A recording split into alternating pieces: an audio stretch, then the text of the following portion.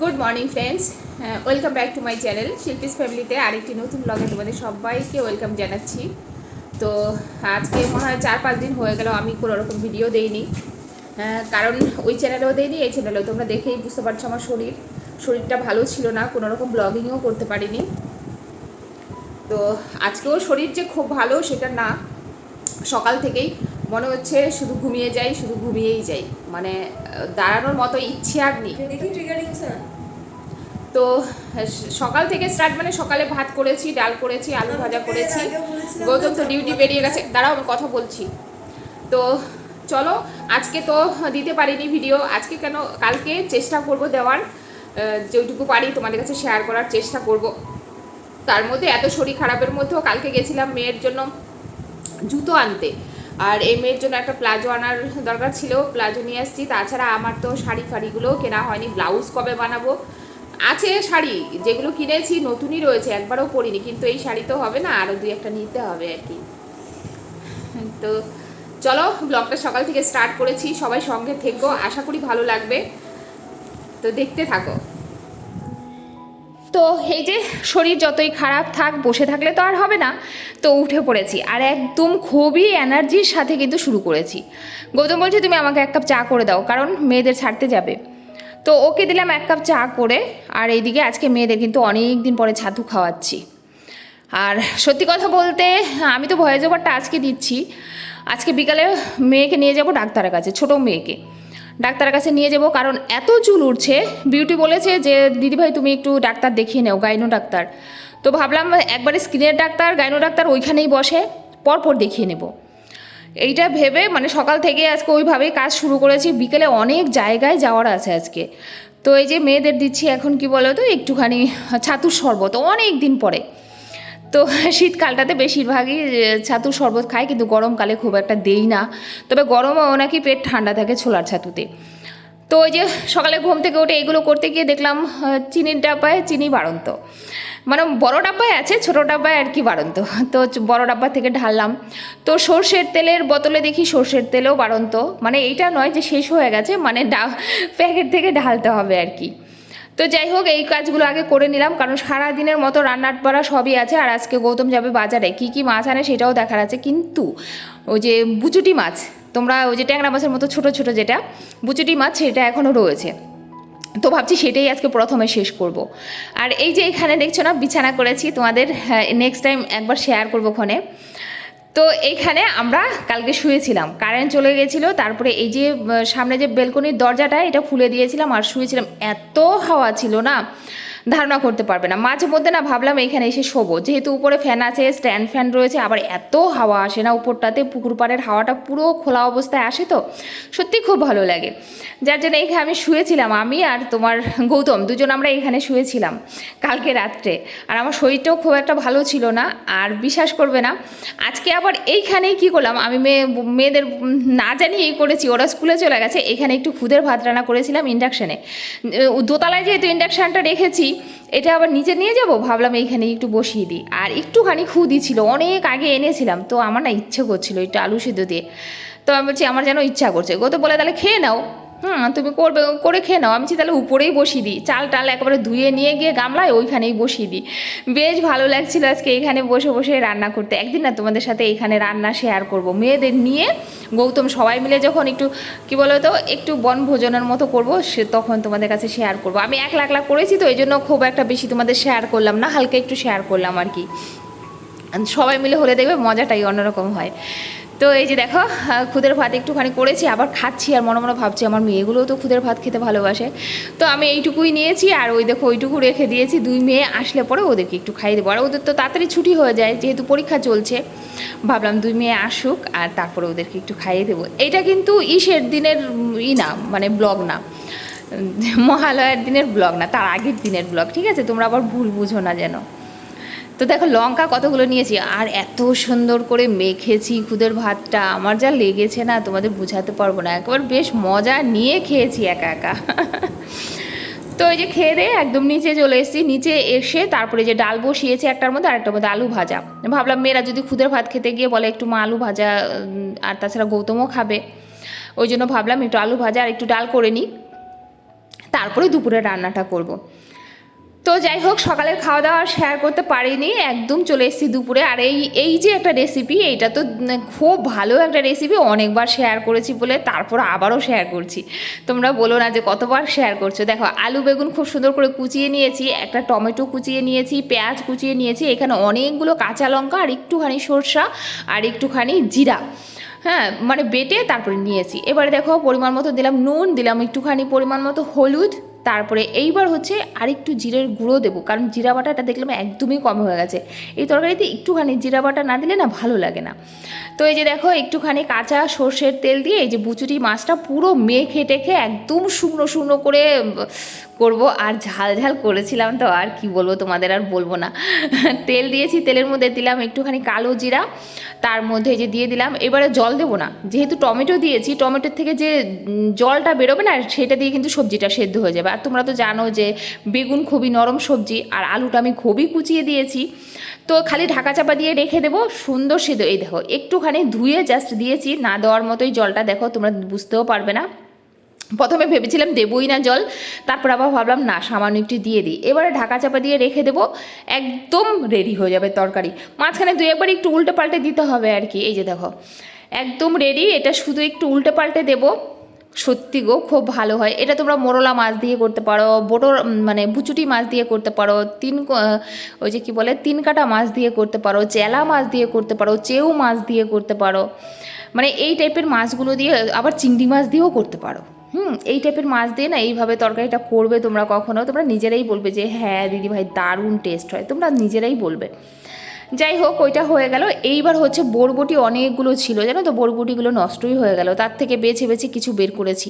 কারণ এই বরবটি বাটাটা গৌতম যেমনি ভালোবাসে তেমনি আমার বড় মেয়ে ভালোবাসে, আমার আবার খুব একটা বেশি ভালো লাগে না। কেন জানো, আমি না কাঁচা কাঁচা সব কিছু খেতে পারি না, একটু তেলে না নিলে। একটু নুন দিয়ে দেখো, বরবটিটাকে বেশ সুন্দর সিদ্ধ করে নিয়েছি, দেখবো আগে সেদ্ধ হয়েছে কিনা। এই দেখো সেদ্ধ হয়ে গেছে। এটা ভাতে সিদ্ধ দিলে আরও বেশি টেস্ট হয়, যেহেতু ভাতটা আগে হয়ে গেছে এই জন্য আজকে ভাতে পারলাম না, এখানেই দিয়ে দিলাম। এবারে কি করব বলো তো, ওই যে বেটে নেব, দিলাম পরিমাণ মতো নুন। নুনটা আমি একটু বেশি বাটাতে কেন দিই জানো তো, তাহলে আর পরে নুন মাখতে হয় না। একটুখানি সর্ষে দিলাম, 2 কোয়া রসুন দিলাম, আর দিলাম একটুখানি কাঁচা পাকা লঙ্কা, এরকম মিলিয়ে দিলাম আর কি।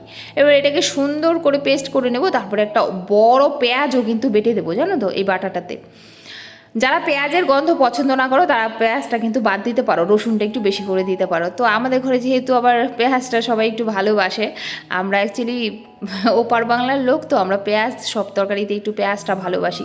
তবে হ্যাঁ, জিওল মাছে পেঁয়াজ দিলে ভালো লাগে না, যেমন ট্যাংরা, শিং, মাগুর, এইগুলোতে কিন্তু পেঁয়াজ দিলে ভালো লাগে না। কিছু কিছু তরকারি আছে পেঁয়াজ চলে না।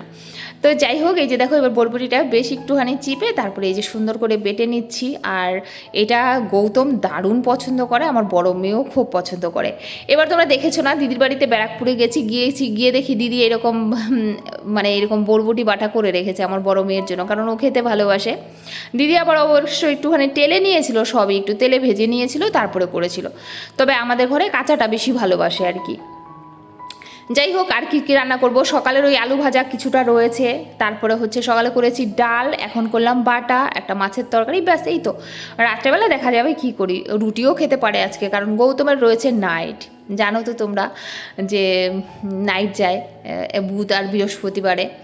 তো এই জন্য আর কি হয়তোবা ও আর কি রাত্রে রুটি খাবে, হয়তোবা নাও খেতে পারে। আর যদি ও রুটি খায়, আমরা ভাবছি আমাদের জন্য একটু ভাত করে নেবো, ওকে রুটি করে দেবো। আর নয়তো কিনেও আনতে পারি, ডাক্তারের কাছে যাবো তো ওইখান থেকে আসার সময় 4টা রুটি কিনে নিয়ে চলে আসবো। আর ইচ্ছা করে না গো সবসময় অত ভাগে ভাগে করতে, এক ভাগে হলে হয়, ওই 14 ভাগে অত ইচ্ছা করে না জানো তো। এই দেখো বাটাটা। তো যাই হোক, রান্না কমপ্লিট। এইবার এই যে গ্যাস ট্যাসগুলো পুছে তারপরে এই যে বাসন কোসন মাজবো। আর হ্যাঁ, সত্যিকারের কড়াই কোনো সময় কিন্তু ওই লিকুইড ভিম দিয়ে কখনোই পরিষ্কার হয় না, আমি দেখে নিয়েছি। ওইটা শুধু প্লেট ধোও, গ্লাস টাস ধোও, ঠিক আছে, কিন্তু একটুখানি যদি ভালো করে ক্লিন করতে চাও তাহলে অবশ্যই তোমাকে ভিম বার দিয়েই মাজতে হবে।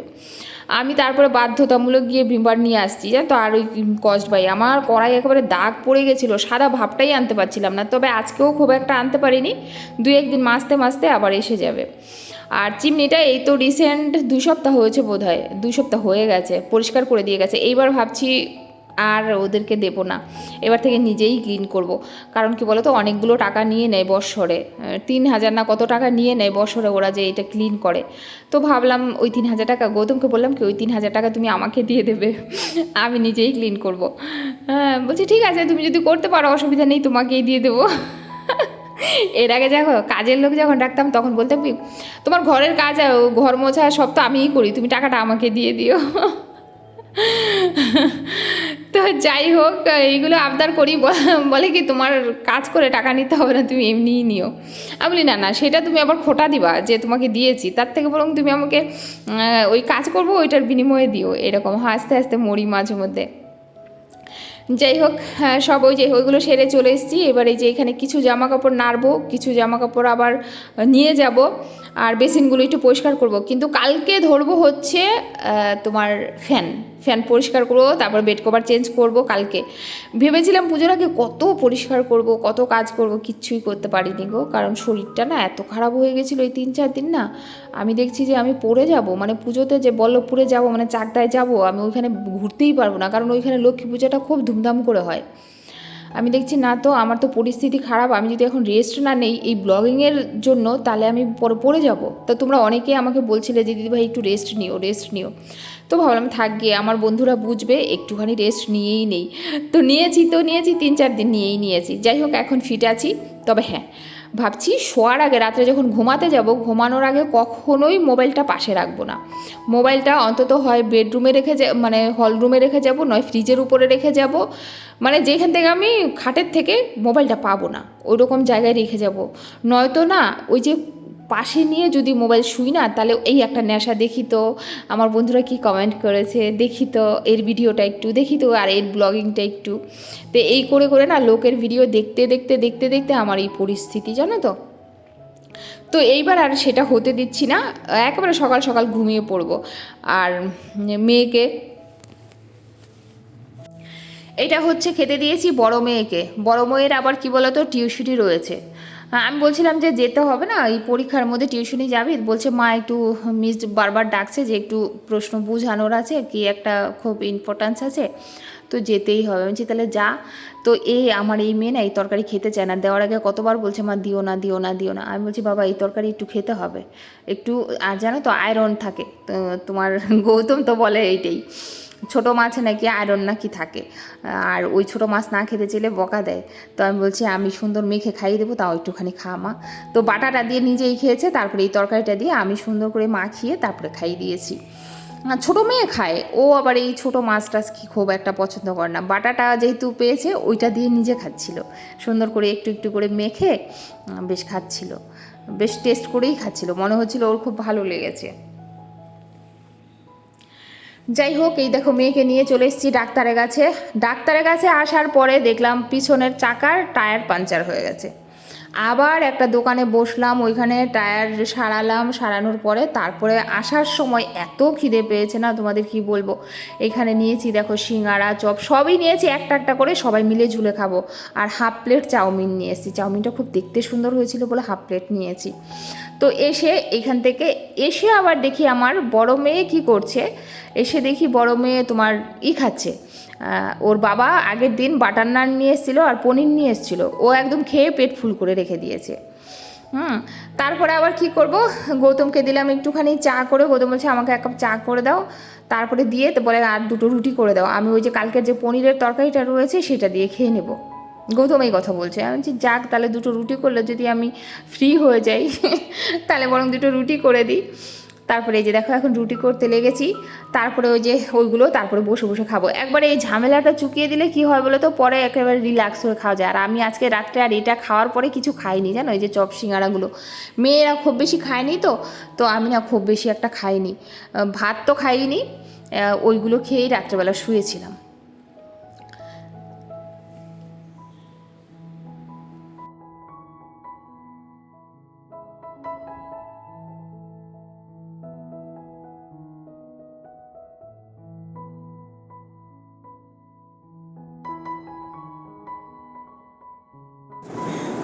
কালকে ওই যে ডাক্তারের কাছ থেকে মেয়েকে নিয়ে আসছি, আর তোমাদের না আজকে শেয়ার করতে পারবো, দেখি পারি যদি, এটা কিন্তু পরের দিন ভিডিওটা শেষ করছি। আজকে এই ভিডিওটা শেষ করে এটা এখনই পোস্ট করে দেব, তারপরে আবার আজকের থেকেই ব্লগটা স্টার্ট করব। তো কালকে শেষ করতে পারিনি। কালকে ওই যে ডাক্তারের কাছে গেছিলাম, মেয়ের তোমার দাগগুলো দাঁড়াও একটু, তাও তোমাদের দেখাই, নয়তো তোমরা বুঝবে না। এইখানে এই সেতির মতো হয়েছে, সবাই ভয় পাচ্ছে, অনেকে বলে ছুলি, অনেকে বলছে ছুলি, অনেকে বলে সেতি। তাও তোমাদের একটু দেখাই, বাবা একটু দাঁড়া, ব্যাক ক্যামেরায় দেখ।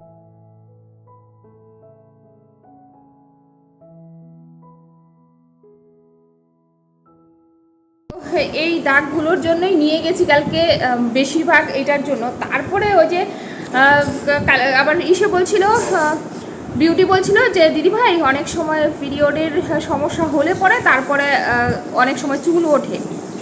তো এটা বলেছে বলে তো আমি ভাবলাম তো সব বিষয়গুলো নিয়ে একটু যাই। তারপরে আবার আমার যেন প্রচুর ট্যান পড়েছিল মুখে।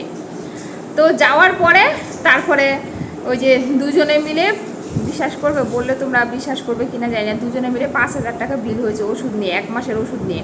ওর 1 মাসের ওষুধ, আমার 1 মাসের ওষুধ, আর ডাক্তারের ভিজিট নিয়ে 5,000 টাকা বিল হয়ে গেছে।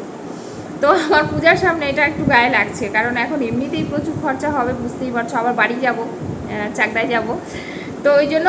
আর ওষুধ, আরেকটা কথা বলি, আজকে শুধুমাত্র আমি সকাল থেকে ইউজ করেছি ক্রিমটা, আমার মনে হচ্ছে খুব ভালো গো। যদি আমি ফল পাই তাহলে অবশ্যই তোমাদের যাদের ট্যান পড়া আছে বা মুখ ক্লিন করতে চাও, অবশ্যই আমি কিন্তু ক্রিমটা তোমাদের দেখিয়ে দেবো, তোমরা নিতে পারো। দাম একটু বেশি, কস্টলি, দুটো ক্রিম আমার নিয়েছে 1400 টাকা। তো আমি যেহেতু বড়টা নিয়েছি, ছোটো আছে, তোমরা নিতে পারো। আর সত্যি মুখটা আজকে এত, তোমরা দেখলেই বুঝতে পারবে আমার আজকে মুখটা এত সফট লাগছে না। একবার শুধু ইউজ করেছি সকাল থেকে, হ্যাঁ। তো আমাকে বলেছে সকাল থেকে 3 বার ইউজ করতে, একটা সানস্ক্রিন, সেটা হচ্ছে সকাল 7টায়, সকাল 10টায়, আবার সকাল মানে দুপুর 1:30টায়। তো 12টা বাজে, এখন যাব মেয়েকে আনতে। মোটামুটি অনেক কাজ তো কমপ্লিট, রান্না কমপ্লিট, সবই কমপ্লিট। আজকের এটা ব্লগিং যেটা মানে আজকে বলছি আর কি, যাই হোক। তো চলো, কালকে শেষ করতে পারিনি ভিডিওটা, আজকে শেষ করব বলে এসছি। বাবা তুমি, তো আজকেই শেষ করব ভিডিওটা। জানি না কতটা বড় হয়েছে, একদম কন্টিনিউ এবার থেকে ভিডিও পাবে। চলো আজকের মতো এই পর্যন্ত, সবাই ভালো থাকবে, সুস্থ থাকবে, দেখা হবে আরেকটি নতুন ব্লগের সাথে। আর অবশ্যই সঙ্গে থাকো, পুজোর সময় বাড়িতে যাচ্ছি, নতুন নতুন ব্লগ, আশা করি ভালো ভালো ব্লগ তোমাদের দিতে পারবো। তো চলো আজকের মতো টাটা।